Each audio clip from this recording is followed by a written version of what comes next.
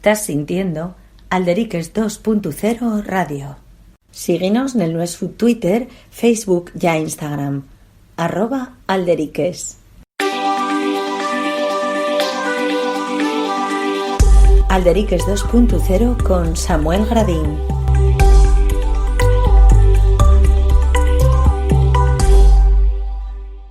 Otra vegada aquí en Alderiques haciendo esta radio en directo, como os anunciemos en nuestras redes.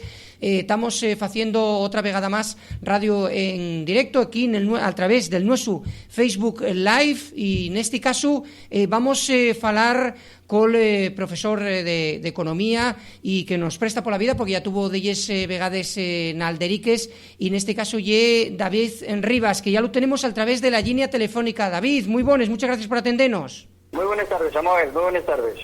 Vamos a hablar contigo, David, un poquillín de dos temas, anunciémoslos en nuestras redes sociales, pero ya vamos a hablar de lo que fue el Consejo Soberano de Asturias y Lleón, que cumplió el pasado 24 de agosto 83 años, estamos hablando del año 1937, y también, como es profesor de economía y tienes mucha experiencia en la economía, queremos hablar de una engarradilla que se está planteando en Asturias por esto de la andancia que estamos careciendo, pues todo este tema del turismo, la sostenibilidad, la economía, etcétera, etcétera. Pero si te parece, David, y dándote las gracias que estés ahora, como digo, estamos en radio en directo aquí en Alderiques, estas nuevas herramientas que estamos utilizando a través del nuestro Facebook Live. Lo que tenemos en trugar para entamar, David, que fai 83 años, como decía, el 24 de agosto de 1937, proclamábase la soberanía de ellos territorios. En este caso falábase del Consejo Soberano de Asturias y Lleón, mandándose embaixadores, moneda propia, los pernomados belarminos.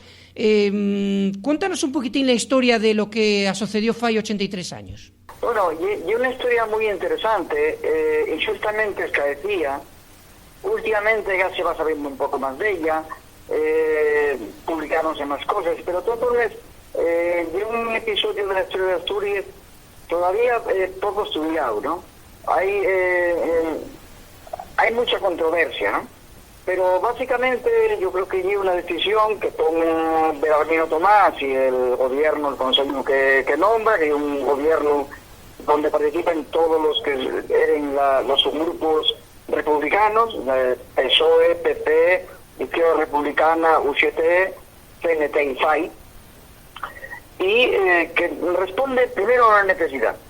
De repente Asturias queda aislada, no tiene prácticamente ya relación con lo que ya el gobierno republicano, más allá de las relaciones protocolarias, por decirlo de una manera, con el gobierno de Valencia. El gobierno vasco ríndese en Santoña a las fuerzas vascís y italianas, en mi opinión, en una traición clara por parte del gobierno vasco y concretamente del PNV.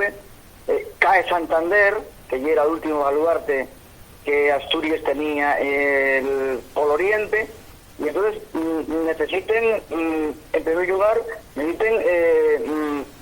ponerse de acuerdo en la defensa militar. La primera razón que tienen para tomar una decisión de ese tipo es que militarmente queden aislados. Y entonces pues toman esa decisión. La segunda, y también que había un autonomismo en Asturias muy importante ya desde el principio de la República. Nunca hay que hacer que el Estatuto de Autonomía de Asturias y el tercer adulto que entra en el Parlamento republicano, después del de Cataluña, el del País Vasco, el de Galicia, el de Asturias. Pero estalla la guerra y no se llega a discutir. O sea, que hay una tradición ya larga que viene de la Primera República, que ya viene de los federalistas de Pimargal, pero lógicamente había toda una tradición autonomista, no solo en la izquierda, sino fundamentalmente en la derecha y en el liberalismo. En la izquierda sí hay una tradición federal en el anarquismo, hay una tradición federal en algunos sectores del PSOE, y desde luego inexistente en las líneas comunistas, por otra parte el Partido Comunista fundándose más tarde, también eso es verdad, y eso enlaza por tanto con una vieja tradición. Pues siempre son las dos cosas, y en último término la necesidad de que están solos y deciden, lógicamente, tirar para adelante y declararse soberanos. La soberanía propone Belarmino Tomás, que era del PSOE, como todo el mundo sabe, sí. Y el único partido que se niega en principio es el Partido Comunista, que incluso está impuesto a fusilar a los conseguidos y se declaran soberanos. Lo que pasa es que luego, lógicamente, impúsose la cordura, el Partido Comunista ya era minoritario y al final fue un partido que también fue solidario en el gobierno y leal a las decisiones del Consejo. Y aparte, una de las entrugues que se fai la siente, porque estamos falando del 24 de agosto de 1937, ese Consejo Soberano de Asturias y Lleón, lo que supuso, ¿por qué ese escaecimiento? ¿Piensas que porque nos tiempos de anguaño hai, digamos, mucha, y bueno, agora parece que un poquitín menos, pero David, mucha rocea a mosar Asturias como un sujeto político propio?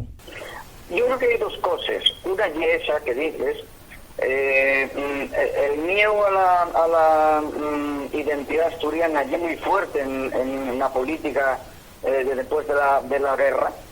No llega así antes de la guerra. En los años anteriores a la República, incluso en la Restauración y años anteriores, hay una identidad asturiana muy potente, como te decían antes, no solo en sectores progresistas, sino también y fundamentalmente en algunos casos en sectores conservadores, sí. De los que venían del carlismo, que venían del tradicionalismo, léase pues un Vázquez de Mella o otros sectores reformistas como se llama Melquiades Álvarez, y también en la izquierda el doctor Quintanilla, por ejemplo, tiene un artículo sobre donde explica las razones económicas por las cuales Asturias podía plasmar un camino como era el que había tomado Cataluña y el País Vasco. O sea que hay un sustrato, pero después de la guerra eso rompe.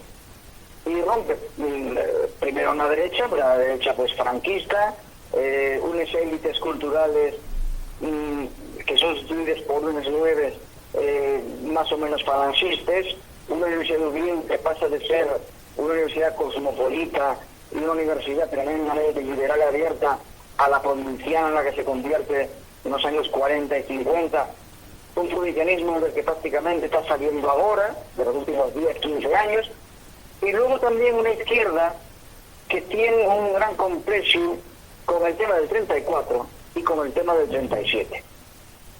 El 34 y una cuestión muy incómoda para la izquierda que lo provocó, fundamentalmente para el PSOE.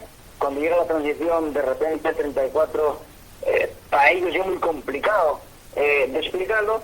Evidentemente, Belarmino Tomás es un individuo muy incómodo dentro del PSOE, y como tú decías antes, parece que algo va cambiando. En política los hechos son importantes, ¿no? Y entonces que el actual presidente de Asturias tomara posesión y la primera cosa que firma, el fallo en la mesa de Belarmino Tomás, ese tipo de cosas, bueno, tiene una serie de reconciliación, ¿no? Sí. Yo creo que eso es algo que así va cambiando, pero que hasta ahora, evidentemente, no llega así. Entonces, hay una incomodidad con la identidad asturiana por parte de la izquierda, que es la que gobernó los últimos 40 años en Asturias, exceptuando pues 3 o 4 años si sumamos a los gobiernos de Sergio Marqués y el año un mal contado de cascos. Un problema con la identidad y un problema también con la propia historia del propio partido, de las propias organizaciones de la izquierda. La CNT también pasó eso al principio de la transición, con una negativa muy grande al tema lingüístico, etcétera, solo que la CNT evolucionó más rápido, aceptó antes el sexo diferencial, ¿no? Seguramente porque la tradición anarquista y una tradición mucho más abierta en ese tipo de cosas. Pero eso es más o menos la suma de lo que nos llevó así escaecimiento de Belarmino Tomás y del Consejo Soberano, que como decías al principio, acuñó moneda tuvo embaixadores, con lo cual tenía relaciones exteriores, tuvo ejército, porque el ejército regular republicano pasó a ser el ejército del Consejo Soberano con un ministro o consejero de guerra, ejército, moneda y relaciones exteriores. Eso llámase en cualquier parte un Estado soberano, sí. Solo que sin declararse como Estado estrictamente. Vamos a decir a la xente, David, porque como estamos transmitiendo en directo aquí na nuesa Nalderiques en Radio, está incorporándose de alguna xente e damos vosles máis fonderes gracias por estar incorporándose e, bueno, comentámosvos a que faigáis los comentarios que vos preste e justamente, e traslládote la entruga, David, Ricardo González, diznos por qué Ye y Lleón, Asturias y Lleón, ¿por qué Lleón también? Bueno, hay una tradición en Asturias muy importante que todas las organizaciones obreras tuvieron, ¿no? Y una ligación con Lleón, no solo con Lleón, también con Santander y con Palencia. Por ejemplo, la regional de la CNT y era Asturias, Santander, Lleón y Palencia, ¿no? Y lo que fan es que recuellen el mismo Consejo Interprovincial, que era un organismo administrativo, más o menos sin ningún poder, o con poderes muy muy pequeños, simplemente pues económicos, administrativos, y entonces ellos lo que plantean y mantienen a Lleón dentro de la definición, ¿no? Y una cosa muy curiosa, porque en el fondo, y eso es llamativo, la izquierda y es la única en general, sobre todo los anarquistas, pero también el PSOE, que mantienen esa identidad o esa unificación entre Asturias y Lleón, incluyendo en parte de Lugo, parte de Zamora, Santander y el norte de Palencia. Y es curioso porque también lo mantiene la Iglesia. Mira que... Sí. La Iglesia subió hasta el año 1968, y era ese territorio, que en el fondo es el territorio de Alfonso II, o sea, que es el territorio de la vieja monarquía.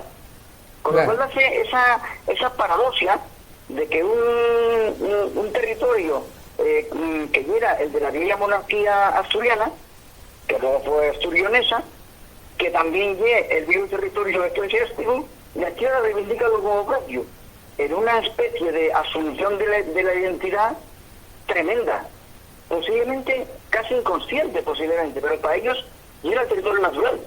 Sí, aparte, David, un territorio también idiomático, porque está haciendo ahora una campaña iniciativa por asturiano con Faceira, una asociación guionesa sobre el tema de que falamos la mesma lingua, quiere decir que todo se xunta, ¿eh? Claro, si es la misma lingua, otro problema es cómo la llamemos. Claro. Y el nombre que se dé, a mí dame igual.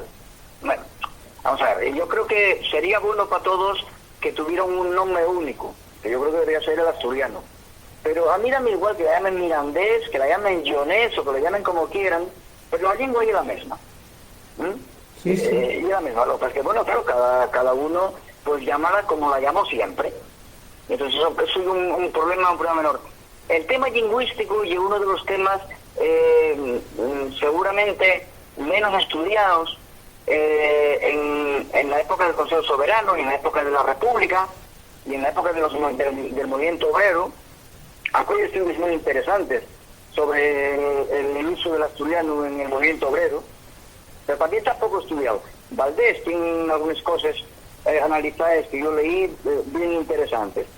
Pero claro, hay una cosa muy curiosa, y es, al margen de que normalmente los sindicatos y los partidos de la izquierda escribieran los documentos en español, en castellano, cuando daban un mitin en Llangreu, ¿en qué lo daban? Claro. Pues daban un asturiano. Sí.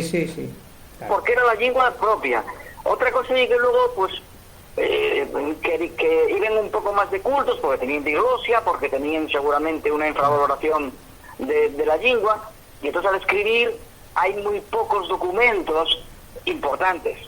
Hay documentos, pero los documentos importantes, pues los congresos, los plenarios, las cosas que traen los sindicatos y los partidos, tan en castellano. Pero los interventores están convencidos en qué lengua deben ser. Pero es que no solamente eso. Cuando estrenaron en Madrid la película Remine, que lleva ahí 10 años más o menos, que lleva la última huelga minera prácticamente de Europa Occidental, claro, para mí y para otras personas que estaban conmigo, asturianos y asturfalantes, parecíamos aquello como muy diglósico, como muy provinciano. Pero, en cambio, el espectador madrileño decía que hubiera sido bueno que os hubieran dado un papelín al empiece, sí, para poder seguir las conversaciones. Claro. Porque, claro, para un espectador no asturiano, aquella era una película fecha en asturiano. Sí, sí, porque muchos que me tiran la J y algunos como fonema y algunas cosas más, ¿no? Y hay una cosa muy curiosa, y cuando ves las asambleas de los pozos mineros, emplean el asturiano, pero cuando entrevisten a los líderes sindicales, emplean el castellano. Sí, es sí. totalmente igual que lo que pasaría en los años 30. Y los documentos, y lo que decías tú, los documentos cuando los pasaban, inclusive a lo mejor intervenía en asturiano y él como era entre comillas más culto, poníanlo en castellano. Que también nos pregunta otra persona que se incorpora, uniéndolo con esto que estamos falando, David, otra persona que se incorpora a esta radio en directo que estamos haciendo en Alderiques, falando con el profesor economista David Rivas, ¿por qué no usaron la lengua? Y por eso, ¿no? Por ese autoodio, ¿no? Sí, yo creo que yo no creo que hubiera un autoodio, no creo que sea la palabra mejor. Yo no creo que el movimiento obrero de los años 30 tuviera autoodio con el asturiano o con lo asturiano. Lo que pensaban era que seguramente que deben a ser más entendibles y deben a tener mucha más presencia y deben ser escuchados y leídos fuera de Asturias si lo hacían en un español correcto y bien afitado, ¿no? Yeah. Yo no creo que sea tanto el autoodio como luego tuvieron en los años 50, años 60, incluso hasta la transición. Yo no creo que hubiera un autoodio como hoy lo entendemos en el movimiento obrero asturiano de la época. Pero bueno, no lo sé, pero no lo creo. Bueno, yo ahí tengo que tirar un poco de lo que conocí.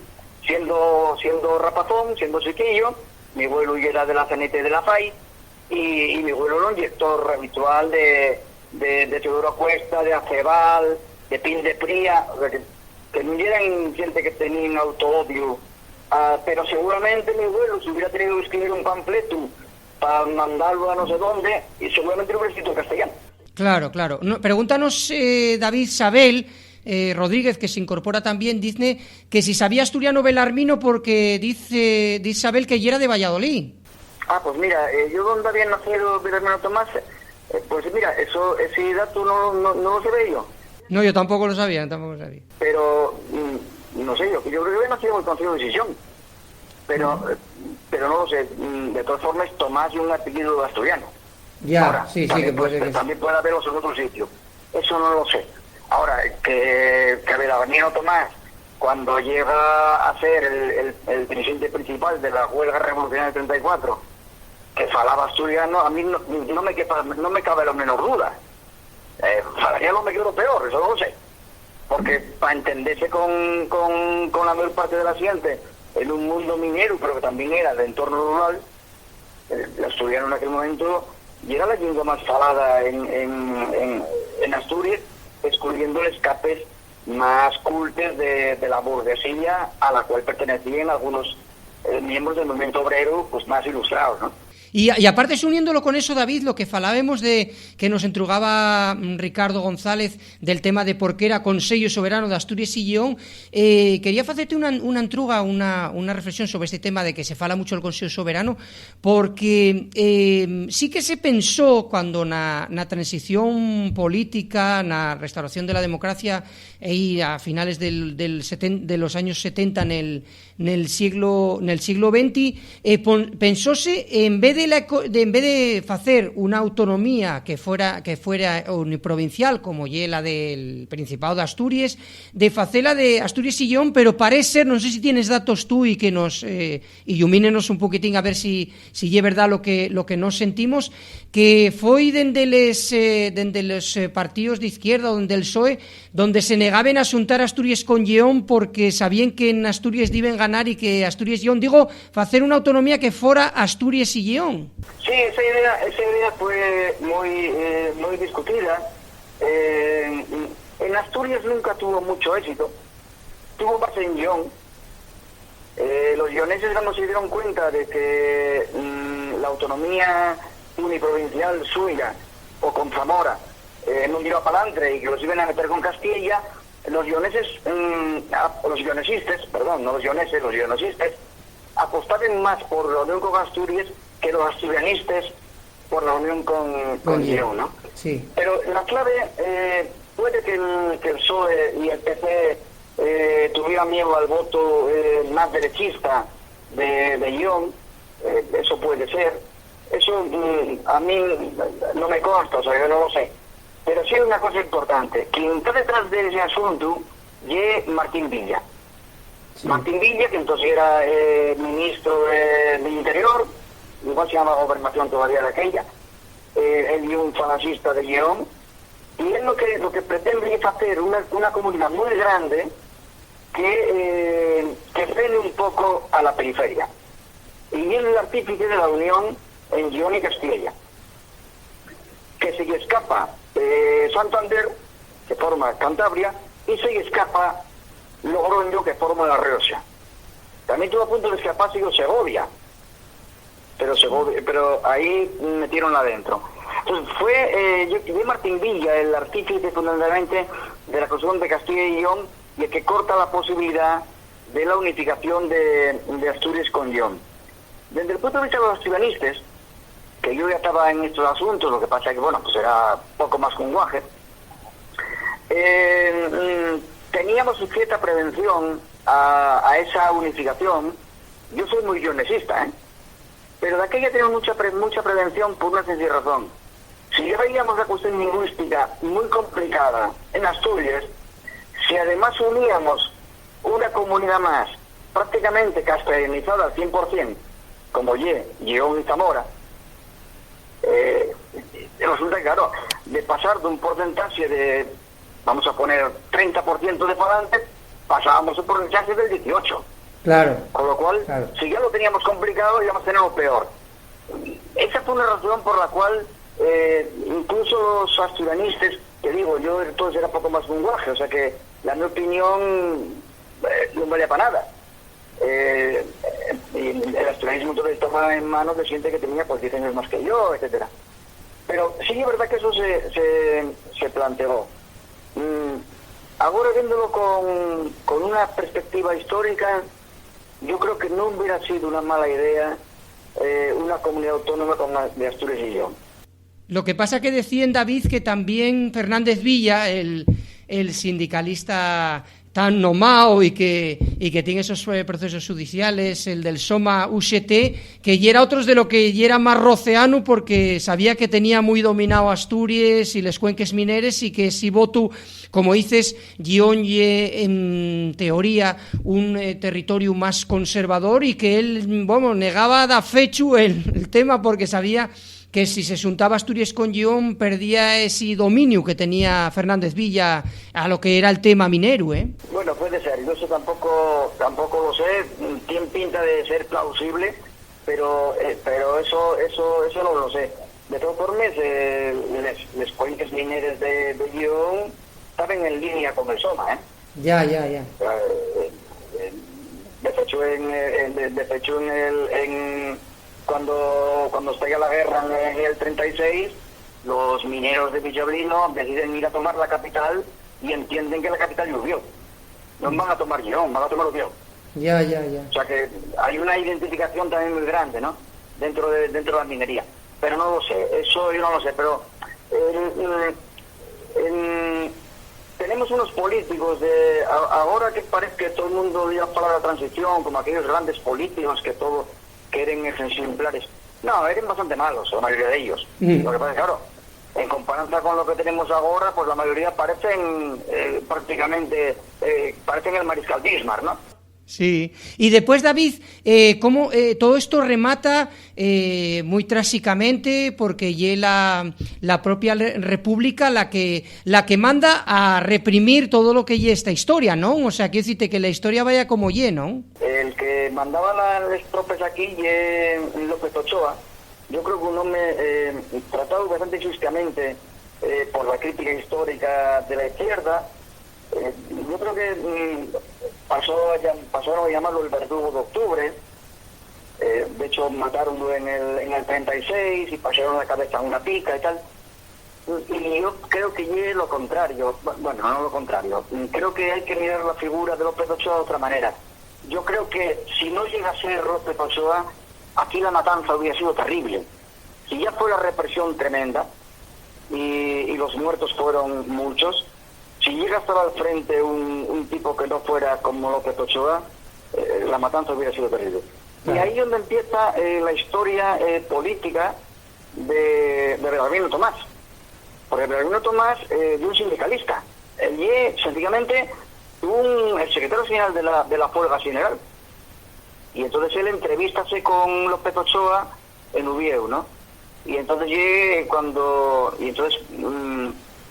entra Belarmino Tomás, que debía ser un hombre muy bragado, y cuando esto cuenta el chofer, cuando se entrevista con López Ochoa, dice que voy a hablar de general a general. Y cuando López Ochoa dice aquella frase de vamos a hablar de hermano a hermano, lo cual algunos historiadores presuponen que los dos pertenecían a la masonería, y ahí encontraron el rasgo común, y López Ochoa pidió ya a Belarmino Tomás que los mineros no hostigaran a los tropes de ocupación, y que a cambio él lo ponía en vanguardia a los regulares de África.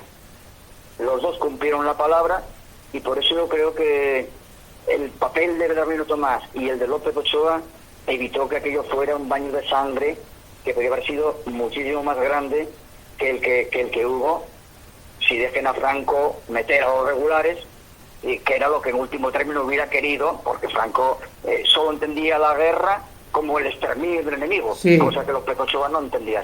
Claro, sí, aparte por el tema del ejército de África, hay que recordar que Franco venía de Canarias, tenía todo lo que era el ejército africano, que eran muy conocidos porque eran bastantes avances en esos tácticas, pero también aprovechamos que estamos, acordaos y damosles gracias porque sigue la gente comentando David a través del Facebook Live, estamos aquí en Alderiques Radio, acordaos que tenemos la nuestra web alderiques.com, que hacemos radio y televisión en asturiano, llevamos unos cuantos años y estamos en estos tiempos de la andancia que estamos careciendo, estamos aprovechando estas nuevas tecnologías y estamos ofertando vos radio en directo, son entrevistas que hacemos a través de la línea telefónica para que veáis cómo hacemos la nuestra radio, Alderiques Radio. En este caso estamos con el profesor economista David Rivas, estamos hablando del 83 aniversario del Consello Soberano de Asturias y Lleón, pero como decíamos, profesor de economía David, y hay una engarradilla, estamos rematando ya lo que ya el verano, una engarradilla per grande porque Asturias vendióse como turismo, como digamos un paraíso seguro, ¿no? Por el tema de la COVID, de la enfermedad de la COVID, pero hay una agarradilla per grande. Tú como economista, ¿cómo ves esto del turismo como alternativa económica cuando hay voces que critiquen mucho ese tema, esa venta de paraíso seguro y que nos lleva, pues eso, a que el turismo es muy estacional, que no genera un valor añadido, que provoca masificación, esas imágenes que se ven nos llagos de Cuadonga? No sé cómo lo ves tú como economista, persona catedrático que estudiaste mucho el tema económico, este tema de que los políticos os prestó tanto con el desmantelamiento de lo que fue el nuestro tejido industrial de desearlo todo al turismo. Bueno, aquí hay varias cosas, ¿no? La primera, el turismo es un sector como otro cualquiera, bien ordenado, bien preparado, un sector que daba ayuda, etcétera, etcétera, ¿no? Pero yo creo que una estructura económica sana tiene que tener una potente base industrial. Yo parto de ese hecho. Y Asturias sigue teniéndola. A pesar de que hubo un desmantelamiento grande, sigue habiendo una estructura industrial potente, fundamentalmente en bienes de equipo. Y además con unas empresas de bienes de equipo muy punteras por dos razones. Uno, porque hay una gran tradición de la industria de bienes de equipo y hay sobre todo una preparación laboral tremenda. Asturias sigue siendo, de todas las comunidades del reino, junto con el País Vasco, sigue siendo la principal en cualificación profesional. Tenemos una clase obrera preparadísima en temas industriales. Eso para mí es la base fundamental. No se puede tener una estructura económica sana sin una base industrial, que sea mayor, que sea menor, pero la base industrial para mí es fundamental. La idea de que hay que ir a la desindustrialización, la idea de que hay que ir a un sector terciario permanentemente, fue una idea muy de los años 70, con una visión cortoplacista que no tiene ningún sentido. Decíase que el futuro iba a ser la nueva industria, que los grandes países, que los grandes centros de crecimiento sería la economía del conocimiento, la economía de la información, la economía de los servicios, y que la industria era una cosa que estaba ya en el pasado. Claro, yo entonces, que ya era estudiante de los últimos cursos, o los primeros que empezaba la clase, ya como profesor, a mí aquel discurso nunca me convenció. Porque, claro, cuando tú veías que China, que entonces arrancaba, la India, que entonces arrancaba, y Brasil, un poco más retrasado, pero también arrancaba, estaban basando todo el crecimiento en la industria, decís, vamos a ver, si 2.000 millones de personas están creciendo con base en la industria, ¿cómo nos pueden decir que la solución es un crecimiento no industrial? Claro. Claro. No tiene sentido. Sí, Otra cosa es que en Europa, por nuestra economía más avanzada en aquel momento, tenga que buscar industrias distintas, que no se pueda basar en la gran industria siderometalúrgica, ni en la gran minería del carbón y del fierro. Bueno, vale, hasta ahí podemos llegar. Entonces llega el turismo, en el caso de Asturias, como uno de los grandes salvadores, correcto. Pero claro, apliquen un sistema, por mucho paraíso natural y muchos arcos del prerrománico con el sol y la mar de fondo que quisieran hacer, que fue una buena idea, fue una buena campaña, plantearon un modelo turístico prácticamente igual al del Mediterráneo. Claro. Cuando en Asturias ese modelo turístico no funciona primero porque aquí hay si tú buscas un turismo de playa y sol, pues es completamente estacional, porque aquí ese turismo puedes tenerlo pues en Suneto y en agosto y para de contar. Exacto. Entonces tienes que buscar un tipo de cosa. Y luego, claro, hay otro problema que tuvimos en Asturias, que enlaza con lo que hablábamos antes del Consejo Soberano y que enlaza con lo de los gobiernos de la izquierda en Asturias, de los gobiernos socialistas. Como no querían aceptar la identidad, estaban negando uno de los elementos fundamentales de un turismo de calidad. El turismo de calidad de un país como Asturias pasa por la identidad. Claro, si Asturias, porque por ejemplo, yo estoy aquí en casa, que vivo en un valle, en Valle Alto, hay niebla. Claro, si la niebla espantara al turismo, como pasa con el turismo de verano y de sol y playa, resulta que Escocia no tendría turismo. Cuando Escocia tiene en el turismo uno de los rubros principales del Producto Interior Bruto. Y además un turismo que lo tiene todo el año. O sea, la niebla no espanta a la gente para ir a Escocia, ni que haya frío. Y allí, ¿por qué? Porque en Escocia se hicieron de esa imagen la identidad de un modelo turístico. Claro, una marca, hicieron una marca. Sí, claro, una marca. Claro, una marca. Aquí quisieron hacer lo mismo, pero negando la identidad. Claro. Por ejemplo, ahora hay una agarradilla terrible entre el Ayuntamiento de Uvieu y otros ayuntamientos, concretamente el de Decisión con el tema de la laboral, por el tema del Camín de Compostela. Bueno, el Camín de Compostela, yo lo invento hace unos segundos. Y el Reino de Asturias es el que inventa Compostela. Pero nunca miraron para ello. Y ahora, como resulta que están descubriendo que ese camín está dando bayura, está dando renta y está dando turismo, ahora peleense por un camín que, si lo lleguen a ver fecho, hay 30 años, hubiéramos tenido un modelo diferente de turismo, que enlazaría con la vía de Carlomagno y todas las rutas históricas y sagradas que vienen desde Treveris, desde la Renania, hasta Compostela y al Fisterre Atlántico. Claro. Pero nunca se preocuparon. ¿Por qué? Porque, claro, reivindicar la herencia del Alfonso II es reivindicar el reino. ¿Y cuál es el problema que tiene Asturias de identidad? Que como la nuestra identidad coincide con la falsa identidad de España, sí, es muy molesta. Claro, claro, molesta. Sí. Porque además Balti es de alguna manera esa identidad, pues por ejemplo cuando un va a Canques d'Onisco, a Donga o demás, está muy asociado a, vamos a decirlo entre comillas, a ese españolismo, así estamos del españolismo. Claro, eso sí, rompes y dices, no, perdone, esto y el reino de Asturias, y he todo demostrado históricamente. Claro, el problema es que rompes todo ese filo argumental que tiene ese digamos, ese coadonguismo y esos que van ahora a caballo, ¿no? Claro, porque a nadie importa, a ninguno de estos que falsean la historia permanentemente, importa quién era Íñigo Arista o Ramón Berenguer II. Pero llegue claro, los reyes de la monarquía española siguen la numeración de la asturiana. Sí. Y entonces, reconocer la identidad del reino Astur sería tanto como reconocer que no provienen de esa dinastía. Claro. Solo que agarraron los números. Sí. Y que Alfonso XIII de Borbón realmente debería haber sido Alfonso IV. Ya.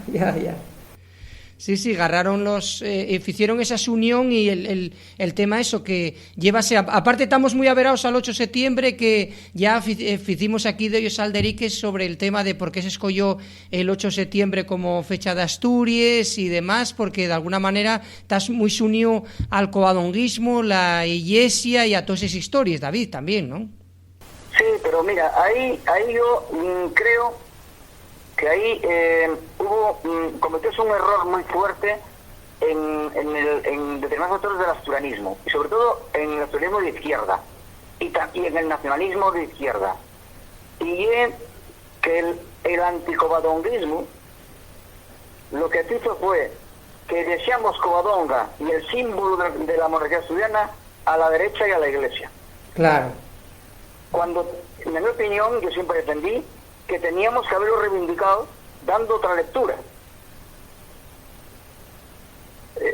Por eso, por ejemplo, yo creo que uno de los éxitos, entre comillas, más importantes que tuvo en su día en Becha Sur, y no estaba yo, o sea que esto no es cosa mía, sino que lo hicieron otros, y que dedicaron el 25 de mayo a hacer el Día de la Organización y el 8 de septiembre el Día de la Nación.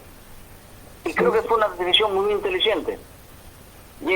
Reivindicar el 25 de mayo como el Día de la Soberanía y de la Independencia, pero no nos vais a quitar el mito, porque parte de mito, parte de historia, no nos vais a quitar la imagen y el icono de Covadonga, de Pelayo y de la nuestra monarquía. Claro, de la monarquía asturiana. Eso es muy importante. Claro, y es muy importante. Y falando eso de turismo, de San cada día que se arma, bueno, sabes, David, que en las redes sociales montense unos espolinos espectaculares de la xente contestando y demás, y falabas eso, de cuando tuvimos la oportunidad de ir a Covadonga, ves unes coles per grandes de turistas, porque este año, el otro día salía la estadística que fueron Asturias y Cantabria las comunidades donde menos se perdió la ocupación turística turística, a diferencia más con un tanto por ciento muy elevado con respecto a la media estatal, pero eso, falábase un poquitín el propio presidente, el nuestro presidente actual, Adrián Barbón, falaba eses midíes de seguranza para a nuestra población, que faltaban competencias. Volvemos al mesmo punto, el problema lle que en Asturias tiense miedo a reclamar competencias, porque la competencia agora se está falando de que se tienen las competencias para educación porque van a entamar las clases. Quiero decir, de alguna manera volvemos a lo mismo, que esto sería una cuestión de competencias y que además nos teníamos, David, unos datos perbonos. Bueno, tuvimos casi 28 días sin ningún contagio y que una vegada sabíase que cuando llegara Xente Foriato iba a pasar eso, pero que el presidente Adrián Barbón reclamaba competencias, ¿no? De alguna manera igual tendría que repensarse ese tema de un federalismo, ¿no? Claro, pues sí, el problema pero sí, este es el mismo problema que tuvimos en todos los procesos del desembolso económico de la transición.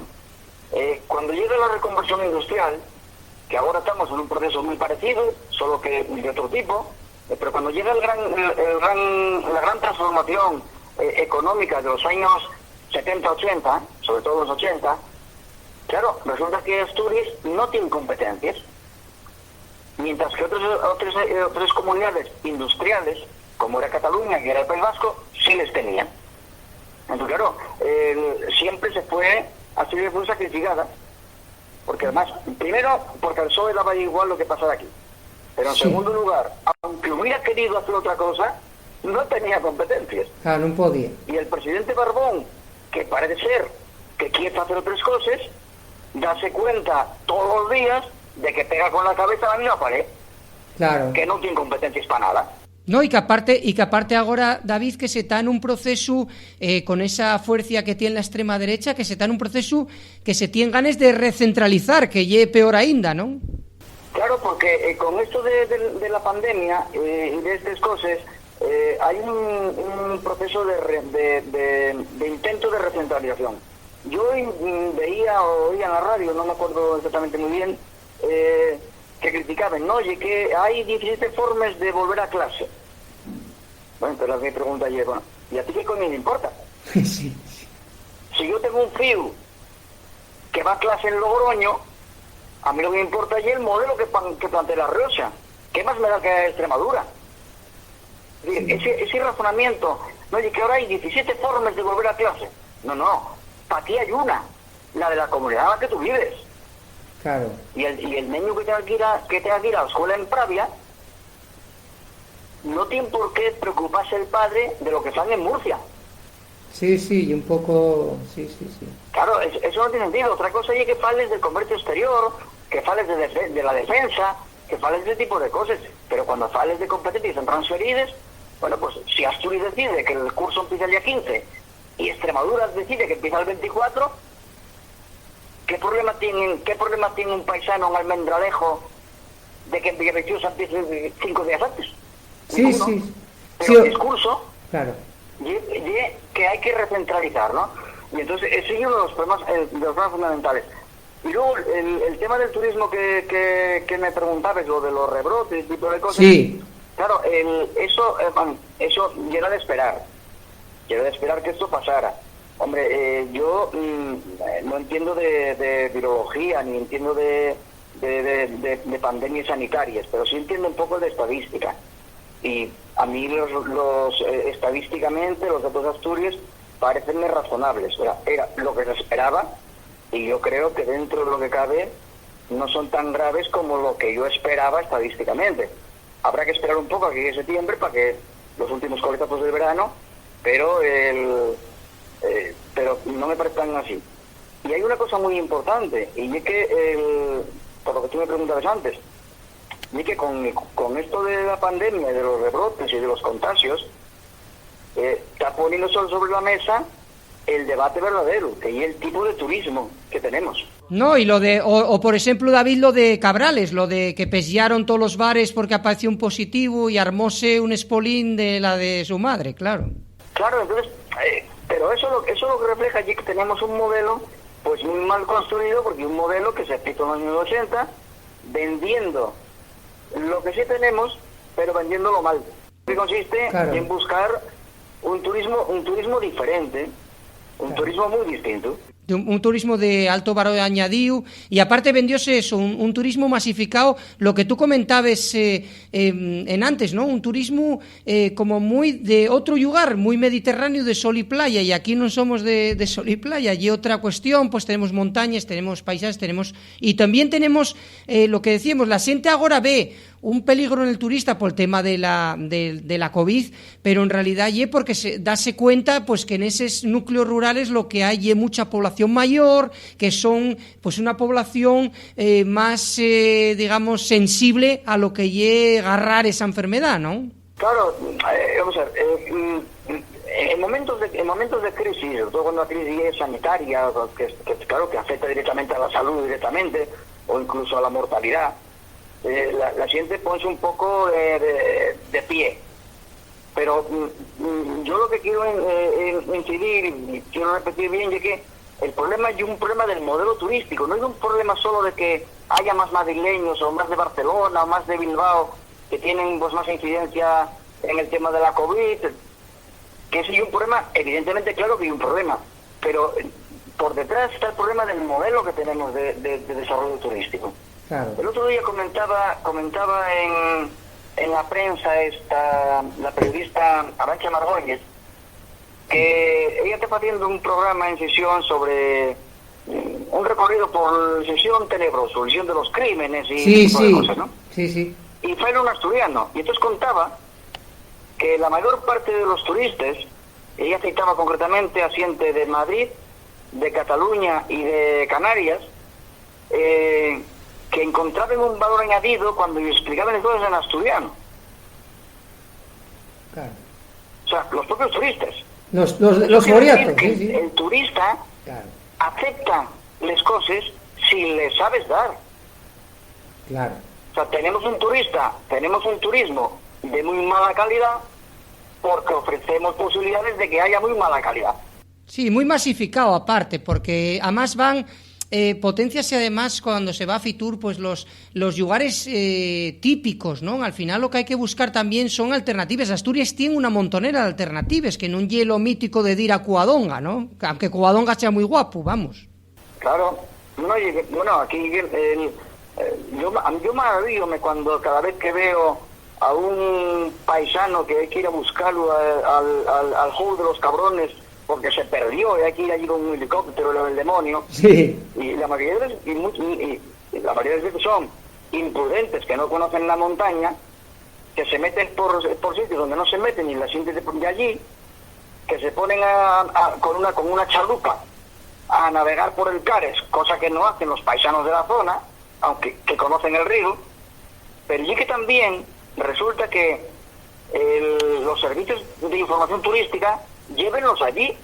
Claro, es que es ahí la historia, Entonces, claro, llévenlos allí, daños un mapa, y de repente hay un camino, que ahora no me acuerdo cuál es, hay un camino que no tiene mucha dificultad, pero tiene de repente un furacu de unos 70 metros que hay que saltar.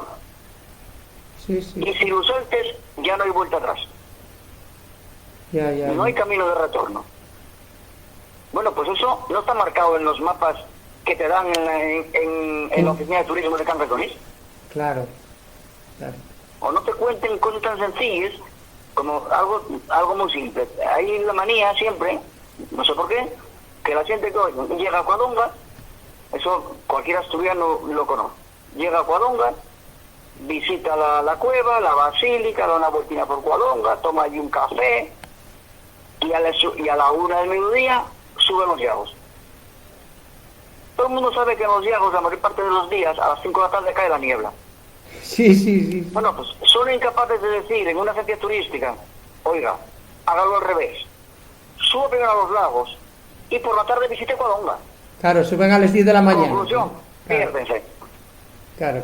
En cuanto salen un poco del coche y se meten de la porra para allá, piérdense. Sí. Claro. Entonces, en parte son unos turistas que son unos ignorantes, pero también una administración turística como la asturiana, que sencillamente da una información de un país inexistente. Claro. Sí, o que te pasa como estos que siguieron el GPS y que aparecieron en una pista y tuvieron que ir a buscarlos con un reloj Megane, ¿no? Porque aparecieron en una pista y perdiéronse y estaba la gente ablucado viendo un reloj Megane por esa pista. Ellos que vieron la señal de solo transporte especial o otras, digamos, vehículos de ganaderos, pero ellos siguieron porque lo decía el GPS y después, claro, tuvieron que avisar. Claro. No, pero eso ya te digo, entonces hay una suma de un turismo muy ignorante y a la vez de una planificación muy mala. Mira, voy a ponerte un ejemplo que explica muy bien cómo vive el turismo aquí. Yo estaba un día en Vitoria, mi Vitoria es una ciudad que me gusta mucho, y yo estaba allí caminando por donde la Virgen Blanca, por ahí por la plaza, sí. Y había un grupo de turistas con una guía, una chavalina pues que tenía pinta estudiante de historia o así, una chavalina jovencina. Y entonces estaba contándoles la historia de Vitoria. Pero la historia de Vitoria, pues entonces llegó y dijo, no, pues esto en el año tal, el rey Alfonso X el Sabio dio la carta a Puebla a Vitoria, permitió que tuviera mercado, pasó a ser villa de realengo, tuvieron un principio de democracia, entre comillas, municipal, mercado, no sé si en Vitoria que día de la semana hay el mercado. Claro, yo pregunté, oye, este fuero, ¿dónde lo firmó? Y me dijeron que en Covarrubias. Bueno, el mismo día que Alfonso X firmó el fuero de Vitoria, firmó el de Villaviciosa. Ya. Sí. Pero en Villaviciosa no te cuenten eso cuando te dan una vuelta por la villa. Claro. Sí. Claro, porque entonces tú cuando llegues a la plaza cubierta de Villaviciosa, entras en ese mercado y sabes que todos los miércoles hay mercado, que hay fiesta, que todas las aldeas vayan, pero te añaden que en plena Alta Edad Media el rey de Alfonso X confirió ese privilegio a la villa, las cosas son distintas. Sí, cambien las cosas, oye, es verdad, sí. Entonces, bueno, pues el turista, si es un buen turista que interesa en las cosas, y normalmente quien va con unos guías es porque se interesa en las cosas. Sí. Y son cosas pequeñas que además tienen muy poco coste económico. Sí, porque hay conocencia, no lleva más nada. Sí. No lleva hacer la inversión del copón. Claro. Mira, coméntanos, y vamos a ir rematando, dámoteles más fondes gracias a David Rivas, profesor, economista, falemos con él, llevamos casi una hora falando contigo, David, dámoteles más fondes gracias, estamos haciendo radio en directo aquí en Alderiques, sabéis que tenemos radio y televisión en asturiano, y préstaros mucho esta herramienta del Facebook Live, este vídeo va a quedar disponible para que veáislo cuando queráis, pero está incorporándose alguna gente, y didnos Andrés Fernández otro comentario. David, que didnos que el turismo masificado moderno y una de las formas en base a la que se antrosa el imperialismo anguaño, ¿no? Fálote como economista, ¿veslo? ¿Estás de acuerdo? Bueno, vamos a ver. No estoy de acuerdo con el término de imperialismo, pero sí estoy de acuerdo con lo que quiere decir el oyente. Sí, es verdad que el turismo masivo es un elemento de uniformización. Pero además ya que tenemos, lo más grave es que están uniformándonos culturalmente sobre pretexto de mantener las culturas nacionales o las culturas locales. Por ejemplo, yo llevo muchos años yendo a América Latina. Bueno, la última vez que estuve en Perú, evidentemente no se me ocurrió ir a Machu Picchu, porque no se puede ir. Ya. Porque ya no solamente es porque haya mucha gente, y es porque todo lo alrededor de Machu Picchu se convirtió en sectores para el turismo. Hasta la forma de vestirse de los paisanos, sobre todo de las mujeres, está pensado más para la foto que van a hacer los turistas que en función de la cultura que tienen ellos. Claro, de la realidad, sí. Conviértese como si fuera un escenario, ¿no? Como si fuera una película, ¿no? Claro, acaba siendo todo una zarzuela. Claro. Una opereta, una opereta, ¿no? Y hombre, lo que pasa es que a lo mejor tenemos que empezar a pensar en que los que somos conscientes de las cosas debemos hacer un poco de autocrítica, porque fuimos muchos de nosotros en parte culpables de que esto pasara. Cuando pusimos de moda determinados barrios de determinadas ciudades, cuando pusimos de moda determinados espacios naturales, cuando pusimos de moda...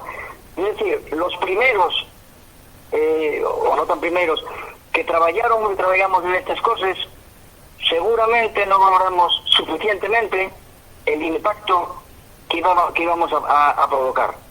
De repente lanzar a 1 millón de personas a visitar un lugar que lo que aguanta son 15.000. Claro. Sí. Claro. Entonces, en Asturias, por ejemplo, tenemos que los ejemplos que los lagos de Covadonga, allí seguramente el más emblemático. Sí. Pero tenemos otros sitios, Ulpiyuri, por ejemplo, Ulpiyuri que no aguanta más de 100 personas. Claro, la playa, la sablera esa que hay ahí al lado de San Antolín y todo eso. Claro, sí. Que no aguanta ni siquiera al concello de Llanes. Sí. Claro, Robines, por ejemplo, no aguanta 15.000 personas. Sí. Sitios que todo el mundo conoce, por poner esto, ¿no? Ya no te voy a decir algunas brañas de la zona occidental que están ya relativamente invadidas, ¿eh? Sí, los llagos de Saliencia en Somiedu, por ejemplo, sí, sitios que son conocidos, por ejemplo, por cosas como la Vuelta a España o historias de estos, ¿no? Claro, la Vuelta a España, por ejemplo, el impacto directo de la Vuelta seguramente es pequeño. Seguramente los ciclistas y, bueno, pisen un poco el prau, los que están allí a la vera la carretera, seguramente el impacto no es muy fuerte. Pero la promoción que se hace del espacio multiplícase por miles. Claro. Sí. Entonces, claro, tienes que hacer las cosas de otra manera. Didnos aquí, David, otro comentario, didnos que Sabel, que con este andanzo y que los proyectos que anden a llorar per Asturias y que parecen japoneses y no indígenas, didlo así un poco de comedia, notamos este año que había más como más impacto, No sé, yo como en verano muy poco, y la zona donde yo estoy, pues hombre, no oye, hay turismo, pero no para mucho, no oye, esto no, Villaviciosa, bueno, un poco la villa, y un poco un poco tazones, pero el resto, pues no oye Llanes, ni ye Chuarca, ni ye Somiedo, ¿no? Sí. Y entonces yo muy poco, entonces no veo que fuera más este año que otros años, porque además, claro, como no hay fiestas de Prau, como no hay fiestas ya populares, pues no tengo prácticamente cómo medir, ¿no? Sí, entonces, pues bueno, no, los otros parece que dicen que sí, pero yo no lo tengo muy claro, no lo sé. No lo viste eso. Pues David Rivas, profesor economista, prestónos por la vida que nos acompañaras en este Alderiques Radio en directo a través del Facebook Live. Lo que vamos a hacer, David, como nos prestó tanto esta charla, la siente comentando, vamos a seguir en contacto. Prestónos voy a falar del Consello Soberano de Asturias y yo contigo, y también, como es profesor de economía y catedrático, pues falar de economía y de turismo, porque estaba agora Armós está en garradiella, porque hubo un poquitín más de presión sobre Asturias por los buenos datos que había de la andancia que estamos careciendo. Más nada, David, damos teles más gracias por estar en directo en Alderiques Radio y seguimos en contacto. Otro día volvemos a pegarte un toquecín, como se dice, y charramos de este y otros temas, si te parece, David. Venga, encantado, Samuel, estoy a vuestra disposición. Muchas gracias, de verdad, David, un abrazo, gracias por todo. Un abrazo. Gracias.